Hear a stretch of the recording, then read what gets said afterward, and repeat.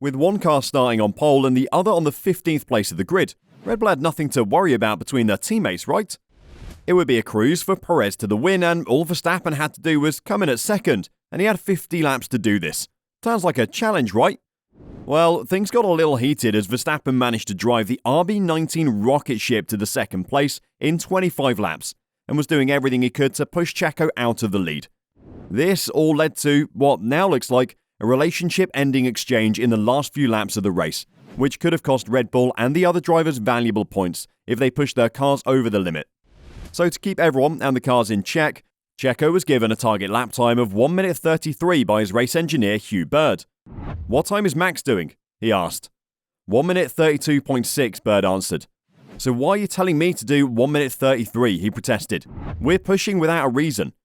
It seemed like there was nothing at stake. Red Bull were already driving 1 to 2 miles ahead of the rest, so why would they push? Well, it's not an uncommon scenario for a Formula 1 team to be in when its cars are racing 1-2, but this Perez-Verstappen internal fight has an added edge. Could this be the start of the end for this partnership? Verstappen has already said, 2 races in, that the championship looks like it's between our 2 cars, due to Red Bull's massive advantage. It seemed to have about 1 second per lap on the field in Jeddah.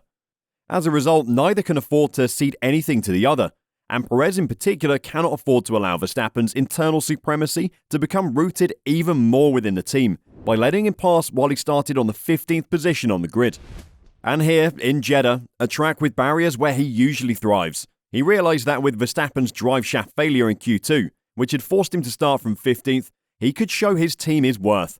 But it wasn't smooth sailing. "We were lucky to be so far ahead in Bahrain," explained Perez, "because otherwise, if we had to push to the end, we probably wouldn't have made the end. So there is a lot of reliability concerns at the moment that hopefully don't hit us anytime soon." He was able to sense a vibration coming from behind him. Max could do the same. It appeared in both situations during the second part of the race. So Perez's request wasn't merely to guarantee he beat his teammate. It was also a real imploring inquiry about why we were risking a non-finish just to race one another. He didn't say anything, but the message was clear. You need to call Max off. This is Red Bull. It was not going to beg Max Verstappen not to compete. In the end, it was Max who made the decision. "I did the calculations and I wouldn't have been able to close that gap to the end with only 10 laps left. So at one point, it's something more important to just settle for a second and not, have an issue with the car." With 10 laps remaining, the deficit was 4.3 seconds. A lap 17 safety car for Lance Stroll's broken down Aston Martin had benefited Max. It negated most of Verstappen's time loss and had him perfectly placed up to take out George Russell's Mercedes and Fernando Alonso's Aston Martin. He was barely 5 seconds behind Sergio after dealing with them, and the pit stops were all completed. The race was just halfway through, and even without any team intervention, it seemed like Max would be able to reduce the gap and win. But no, not now, not here. Perez was determined, and his speed had been near to Verstappen's the entire weekend, just as it had been in Bahrain. He carried a feeling of concentrated purpose throughout the weekend, knowing there is a world championship on the line, so he drove his heart out at the front. Verstappen, meanwhile, had played the early laps calmly, gaining just a few of spots up and staying out of trouble, much as he had done in his early laps from terrible grip positions in Hungary and Belgium last year. He reported that the car was oversteery on entrance, anxious that anything was wrong. When it was realised that it was just the effect of the traffic turbulence and its proximity to the walls, he went to work, picking off the Haas pair, Zhou Guanyu's Alfa Romeo and Pierre Gasly's Alpine, with the grid penalised Charles Leclerc set to be next before pulling the Ferrari in to swap softs for hards. Verstappen's next victim was Hamilton, who took advantage of an easy DRS move. "I've never seen anything like that before," Lewis remarked of the speed differential. Verstappen moved up to 4th on lap 16, but 22 seconds off the lead and 9 seconds behind third-placed Russell, thanks to both Ferraris and Esteban Ocon's Alpine stopping before he needed to overtake them. Verstappen benefited from Stroll and race management at that point, when the safety car was deployed for what seemed to be a VSC-type incident, and everyone pitted for hard tyres. The game was on when the safety car returned, with 3/5 of the race remaining, and Perez just a few seconds up the road. On the 25th lap, Max had moved up to second, and Perez was not about to let him get any closer. They went at it now that they were both on the rough hard tyre. Even at his best, Max Verstappen needed 12 laps to close the distance from 5.4 seconds to 4.3 seconds. That's how hard Perez pushed as they swapped fastest laps, leaving the rest of the field in the dust. Verstappen noticed the noise on lap 38. A high-pitched screeching from the back and a different balance off throttle. Probable drive shift failure? He radioed it in, and a slew of engineers and analysts at the garage and at Milton Keynes scrutinized every parameter on the data. Nothing was appearing. Max was told to just take it home. He felt it was better to fail while attempting to catch Perez than to do that, and he got back on it. Perez soon felt a vibration as well, and his brake pedal was going long. This too was examined and cleared. While the battle continued, Perez made his begging appeal. In a repeat of Bahrain, engineer Giampiero Lambiase asked his driver to reach a goal time much slower than what he's doing over the radio. It even had the same lap time. Max 33.0.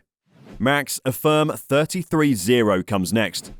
Verstappen's radio silence continues, as do the purple sector timings and the rare track limitations warning. That's how hard Perez was making him push.